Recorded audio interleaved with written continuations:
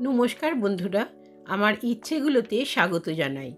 এখন আমি পাঠ করে শোনাব কথাসাহিত্যিক শরৎচন্দ্র চট্টোপাধ্যায়ের লেখা উপন্যাস বৈকুণ্ঠের উইলের পরবর্তী অংশ। গোকুল এ অভিযোগের যে কি জবাব দিবে তাহা ভাবিয়া না পাইয়া চুপ করিয়া রহিল, কিন্তু জবাব দিল তাহার স্ত্রী। সে দ্বারের আড়ালে বসিয়া সমস্ত আলোচনাই শুনিতেছিল। সেইখান হইতেই বেশ স্পষ্ট গলায় কহিল, ঠাকুর কি না বুঝেই এমন একটা কাজ করে গেলেন? তিনি ছিলেন অন্তর্যামী। 3-4 দিন ধরে কলকাতার বাসায় ঠাকুরপোকে যখন খুঁজে পাওয়া গেল না, তখনই তো তিনি তাঁর গুণগান সব ধরে ফেললেন। তাঁর বিষয় তিনি যদি সমস্ত দিয়ে যান, তাতে আমাদের তো কেউ দোষ দিতে পারবে না। তুমি যাই তাই ভাই ভাই করো, আর কেউ হলে টানটা অসমাপ্তই রহিল। আর কেহ কি করিত তাহা খুলিয়া বলা এক্ষেত্রে বড় বউ বাহুল্য মনে করিল, কিন্তু ভবানী মনে মনে ভয়ানক আশ্চর্য হইয়া গেলেন। কারণ ইতিপূর্বে শ্বশুর বর্তমানে বড় বউ এরূপ কথা কোনোদিন বলে নাই। এমনকি শাশুড়ির সামনে স্বামীকে লক্ষ্য করিয়া সে কথাই কহে নাই। এই কয়দিনেই তাহার এতখানি উন্নতিতে তিনি নির্বাক হইয়া রহিলেন। গোকুলও প্রথমটা কেমন যেন হতবুদ্ধি হইয়া গেল, কিন্তু পরক্ষণেই উন্মুক্ত দরজার দিকে ডান হাত প্রসারিত করিয়া ভবানীর মুখের পানে চাহিয়া একেবারে খ্যাপার মতো চেঁচাইয়া উঠিল, শোনো মা, শোনো, ছোট লোকের মেয়ের কথা শোনো। প্রত্যুত্তরে বড় বউ চেঁচাইল না বটে, কিন্তু আরও একটুখানি সবল কণ্ঠে স্বামীকে উদ্দেশ্য করিয়া কহিল, দেখো, যা বলবে আমাকে বলো, খামোকা বাপ তুলো না। আমার বাপ তোমার বাপ একই পদার্থ। জবাব দিবার জন্য গোকুলের ঠোঁট কাঁপিতে লাগিল, কিন্তু কথা ফুটিল না। কিন্তু তাহার 2 চক্ষু দিয়া যেন আগুন বাহির হইতে লাগিল। ভবানী এতক্ষণ চুপ করিয়াই ছিলেন। এখন মৃদু তিরস্কারের স্বরে বলিলেন, বৌমা, তোমার কথা কবার দরকার কি মা? যাও, নিজের কাজে যাও। বৌমা কহিল, কথা আমি কোনো দিনই কইনে মা। দাসী চাকরের মতো খাটতে এসেছি, দিবারাত্রি খেটেই মরি।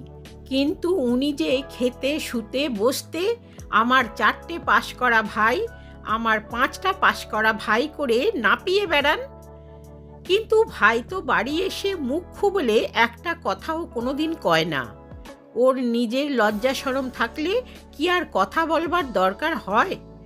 বলিয়া সে তিলার্ধ অপেক্ষা না করিয়া গুম গুম পায়ে অবস্থাটা জানাইয়া দিয়া চলিয়া গেল। তাহার কথা শুনিয়া আজ এতদিন পরে ভবানী স্তম্ভিত হইয়া গেলেন। এতদিন তিনি তাহার বড় বধূটিকে চিনিতে পারেন নাই। এখন চিনিতে পারিয়া তাহার দুঃখ, ক্ষোভ ও শঙ্কার আর সীমা পরিসীমা রহিল না। কিন্তু বড় বউ একেবারে চলিয়া যায় নাই। সে বারান্দার এক প্রান্ত হইতে কাহারও শুনিতে কিছুমাত্র অসুবিধা না হয় সেই দিকে বিশেষ দৃষ্টি রাখিয়া পুনরায় বলিল, যখন তখন শুধু রাস রাস টাকা জোগাবার বেলাতেই দাদা, আমার মামাদেরও 2-5টা পাশ করে বেরোতে দেখেছি তো, কিন্তু সাবধান করে দিতে গেলেই তখন বড় তেঁতো লাগত। তা বাবু, তেঁতোই লাগুক আর মিষ্টিই লাগুক, নিজের টাকা অমন করে অপব্যয় হতে থাকলে নিজের ছেলেপিলের মুখ চেয়ে আমি কিন্তু আর চিরকালটা মুখ বুজে থাকতে পারিনে। মুখু দাদা পেয়েছে, যত পেরেছে তত ঠকিয়েছে। ঠকাক, আমার কি, কিন্তু নিজের ছেলে মেয়েই পথে বসবে বলিয়া বড় বউ সত্য সত্যই চলিয়া গেল। গোকুল হাত পা ছুঁড়িয়া লাফাইতে লাগিল। অনুপস্থিত স্ত্রীকে লক্ষ্য করিয়া গর্জন করিতে লাগিল, কি, আমি মুখ্যু? কোন শালা বলে? এসব বিষয় সম্পত্তি করলে কে, আমি না বেন্দা? আমার চোখে ধুলো দিয়ে টাকা আদায় করে নিয়ে যাবে? বেন্দার বাপের সাধ্যি আছে? আমি বড়, সে ছোট। সে 4টে পাশ করে থাকে তো আমি 10টা পাশ করতে পারি, তা জানিস? আমি মুখ্যু? বাড়ি ঢুকলে দারোয়ান দিয়ে তাকে দূর করে দেব। দেখি কে তাকে রাখে। এমনি অসংলগ্ন এবং নিরর্থক কত কি সে অবিশ্রান্ত চিৎকার করিতে লাগিল। ভবানী সেই যে নীরব হইয়াছিলেন, আর কথা কহিলেন না। বহুক্ষণ পর্যন্ত একভাবে পাথরের মতো বসিয়া থাকিয়া একসময়ে ধীরে ধীরে উঠিয়া গেলেন। তখন ঝগড়া হইল বটে, কিন্তু সেই রাত্রেই যে স্ত্রীর সহিত গোকুলের একটা মিটমাট হইতে বাকি রহিল না, সে তাহার পরদিনের ব্যবহারেই বুঝা গেল। হঠাৎ সকাল হইতেই সে সমস্ত কাজকর্মে হাঁক ডাক করিয়া লাগিয়া গেল, এবং আগামী কর্মের দিনটি আসিয়া পড়িতে যে 3টি দিন বাকি রহিয়াছে সে কথা বাড়িশুদ্ধ সকলকে পুনঃ পুনঃ স্মরণ করাইয়া ফিরিতে লাগিল। বাহিরের যে কেহ বিনোদের নাম উত্থাপন করিলেই আজ সে কানে আঙুল দিয়া বলিতে লাগিল, নিজের বাপ যাকে মৃত্যুকালে ত্যায্যপুত্র করে যায় তার কথা কেউ জিজ্ঞাসা করবেন না। আমাদের সঙ্গে তার কোনো সম্পর্ক নেই। আমার যে ভাই ছিল সে মরে গেছে। তাহার কথা শুনিয়া কেহ চোখ টিপিয়া আর একজনকে ইঙ্গিত করিল, কেহ অলক্ষ্যে ঘাড় নাড়িয়া মনের ভাব প্রকাশ করিল। অর্থাৎ এই সোজা কথাটি কাহারও অবিদিত রহিল না যে বিনোদ একেবারেই পথে বসিয়াছে, এবং গোকুল যে কোনো কৌশলেই হোক 16 আনাই গ্রাস করিয়াছে।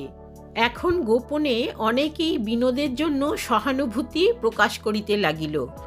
এমনকি সে আসিয়া এই ভয়ানক জুয়া চুরির বিরুদ্ধে আদালতের আশ্রয় গ্রহণ করিলে তাহাদের নিকট সাহায্য পাইতেও পারিবে, এরূপ আভাসও কেহ কেহ দিতে লাগিল। সুবিজ্ঞ জয়লাল বাণুজ্যে স্পষ্টই বলিতে লাগিলেন যে মানুষকে যে চিনিতে পারা যায় না তাহার জীবন্ত প্রমাণ এই গোকুল মজুমদার। শুধু তাহার চক্ষেই সে ধূলি প্রক্ষেপ করিতে পারে নাই, কারণ পাড়ার সমস্ত ছেলে বুড়ো মেয়ে পুরুষ যখন এক বাক্যে গোকুলকে ন্যায়নিষ্ঠ ভাতৃবৎসল ধর্মরাজ যুধিষ্ঠির বলিয়া চিৎকারে গগন বিদীর্ণ করিয়াছে, তখন তিনিই শুধু চুপ করিয়া হাসিয়াছেন আর মনে মনে বলিয়াছেন, আরে সৎমার ছেলে বইমাত্র ভাই, তার উপর এত টান! বেদে পুরাণে যা কস্মিনকালে কখনো ঘটেনি তাই হবে এই ঘোর কলিকালে।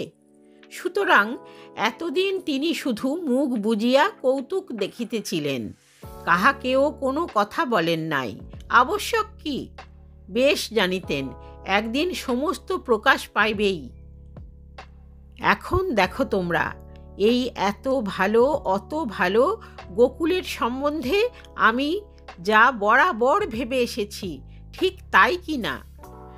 কিন্তু কি এতদিন তিনি ভাবিয়া আসিয়াছিলেন তাহা কাহারও যখন জানা ছিল না, তখন সকলকেই নীরবে তাহার প্রতিজ্ঞা স্বীকার করিয়া লইতে হইল, এবং দেখিতে দেখিতে খড়ের আগুনের মতো কথাটা মুখে মুখে প্রচার হইয়া গেল। অথচ গোকুল টের পাইল না যে বাহিরের বিরুদ্ধ আন্দোলন তাহার বিপক্ষে এত সত্বর এরূপ তীব্র হইয়া উঠিল। ভবানী চিরদিনই অল্প কথা কইতেন, তাহাতে কাল রাত্রি হইতে ব্যথার ভারে তাহার হৃদয় একেবারে স্তব্ধ হইয়া গিয়াছিল। গোকুলের স্ত্রী মনোরমা একসময়ে স্বামীকে নির্জনে ডাকিয়া এই দিকে তার দৃষ্টি আকৃষ্ট করিয়া কহিল, মার ভাবগতিক দেখেছ? গোকুল উদ্বিগ্ন হইয়া বলিল, না, কি হয়েছে মার?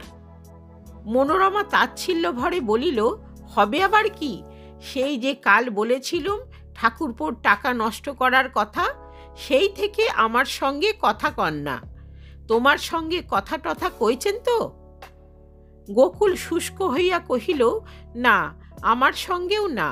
মনোরমা ঘাটটা একটুখানি হেলাইয়া কণ্ঠস্বর আরও নিচু করিয়া বলিল, দেখলে মজা, যে টাকাগুলো ঠাকুরপো 2 হাতে উড়িয়ে দিলে সেগুলো থাকলে তো আমাদেরই থাকতো।